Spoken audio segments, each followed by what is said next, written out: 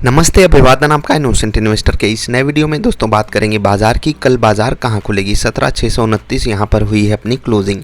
क्या ये क्लोजिंग बुरी थी?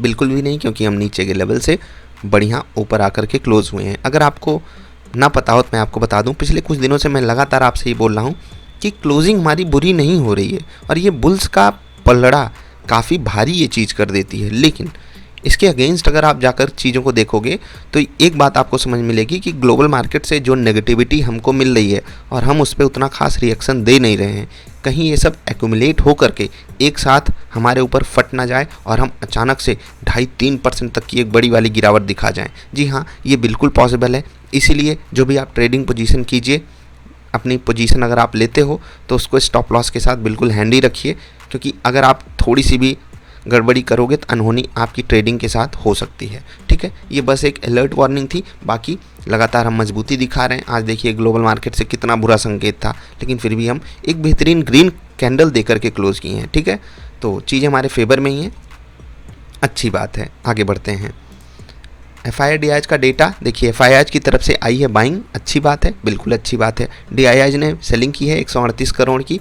ये डेटा थोड़ा सा इंटरेस्टिंग है, इनको अपनी सेलिंग और बढ़ानी चाहिए मेरे हिसाब से। बाकी आज लोअर लेवल्स पे FII क्या कवर कर रहे थे कुछ पोजीशन, पता नहीं एक्चुअली होता क्या है। ये लोग कैश में तो आकर के ख़रीदारी कर लेते हैं, लेकिन जो दूसरी पोजीशंस होती हैं जैसे कि FNO में, वहाँ पर ये सब शॉर्ट पोजीशन बना करके रखते हैं, तो हेज करके बैठे होते हैं। इन सबको उतनी तकलीफ भी नहीं होती। तकलीफ हम ही आपको होती है जो छोटे फंड से ट्रेड करते हैं। और छोटा फंड वाले ये मत सोचा करो कि मैं 5 करोड़ से ट्रेड करता हूँ तो मैं बहुत बड़ा हो गया। नहीं भाई, इन सब के सामने ये देखो 750 करोड़ तो ये एक दिन में, और ट्रांजेक्शन वैल्यू इनकी देखो। बात समझ रहे हो ना। तो ये हो गई कहानी FII की। न्यूट्रल डेटा है, यहाँ से कुछ खास आपको डिकोड नहीं करना है। ठीक है, अब बात कर लेते हैं लेवल्स की। क्या लेवल्स ने आज मेरी मदद की? देखिए, लेवल्स ने पूरी कोशिश की मेरी मदद करने की, लेकिन मैं आज प्रॉफिट नहीं बनाया हूँ। मुझे मिल गए 2 स्टॉप लॉस। पहला स्टॉप लॉस यहाँ पर मैंने सेल साइड का ट्रेड लिया था और ठीक ठाक मुझे टारगेट मिल भी रहा था, एक समय काफ़ी बढ़िया प्रॉफिट भी हो रहा था। लेकिन क्योंकि मैंने टारगेट थोड़ा सा दूर सेट किया था, एक्चुअली इंतज़ार करना लाजमी होता है, क्योंकि जब आप इंतज़ार करते हो तो बड़ा टारगेट मिल जाता है। लेकिन अचानक से बाइंग बिना इस लेवल के टच किए ही आ गई और यहीं पर मेरा स्टॉप लॉस हिट हो गया। एक्चुअली स्टॉप लॉस मैंने छोटा ही लिया है यहाँ पर, ठीक है, क्योंकि यहाँ पर मैंने जो सेलिंग करी थी उसका स्टॉप लॉस यहीं पर रखा था और वो मेरा हिट हो गया।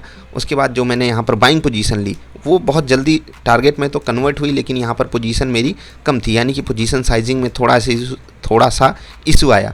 लेट से कि मैं यहाँ पर 5 लॉट में ट्रेड किया तो यहाँ मैंने सिर्फ 2 लॉट में ही ट्रेड किया।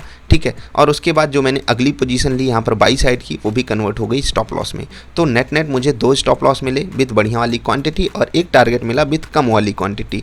तो नेट आज का दिन मेरा अच्छा नहीं गया। क्या लेवल्स के साथ कुछ अनहोनी घटित हुई? नहीं।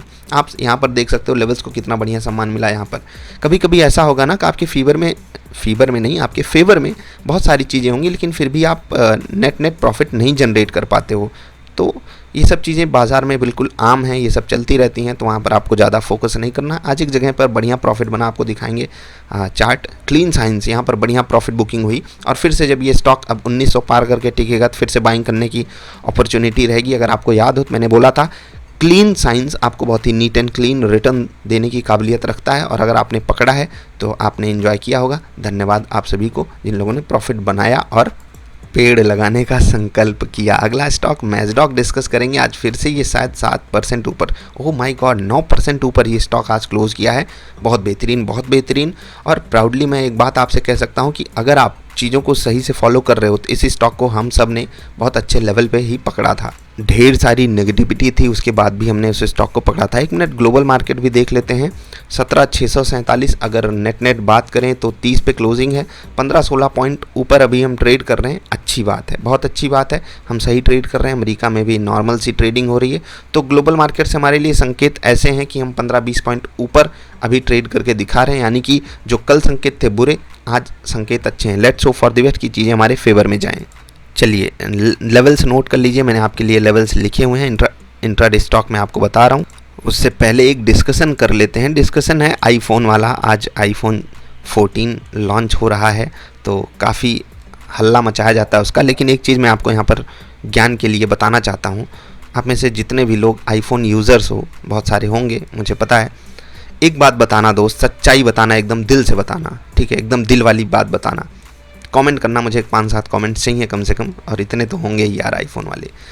रिग्रेट हुआ था, सच बताना, एंड्रॉयड से एप्पल पे शिफ्ट करने में बहुत सारे रिग्रेट्स होते हैं ना। मैं बिल्कुल मानता हूँ कि एप्पल कमाल के डिवाइसेस बनाता है, कमाल के फीचर्स हैं, कमाल की चीज़ें हैं, लेकिन जो मज़ा एंड्रॉयड में है ना वो कभी आपको एप्पल में नहीं मिलेगा। और इसी चीज़ के लिए मैं आपको एक बात बताना चाहता हूँ कि बाय नाउ पे लेटर के चक्कर में, क्रेडिट कार्ड्स के चक्कर में, लोन लेकर के फ़ोन खरीद लो, किडनी बेच करके फ़ोन खरीद लो, मतलब भले ही मजाक में कह रहा हूँ लेकिन आप समझो कि क्यों यार 1-1.5 लाख फंसा दोगे, कोई सेंस नहीं बनता। खासकर अगर आप अन्य जगहों पे अभी लाइबिलिटी है आपकी, आपको अन्य चीज़ें भी अच्छे से मैनेज करनी है, सब कुछ सेटल हो गया हो लाइफ में, तो ये सब काम करो, अच्छा लगता है। लेकिन मैं आपको बताता हूँ रिग्रेट बहुत भयंकर वाला होता है एंड्रॉयड से। जब भी आप iOS पे शिफ्ट करते हो ना, मतलब बहुत पछतावा होता है यार, चीज़ें मिलती ही नहीं है।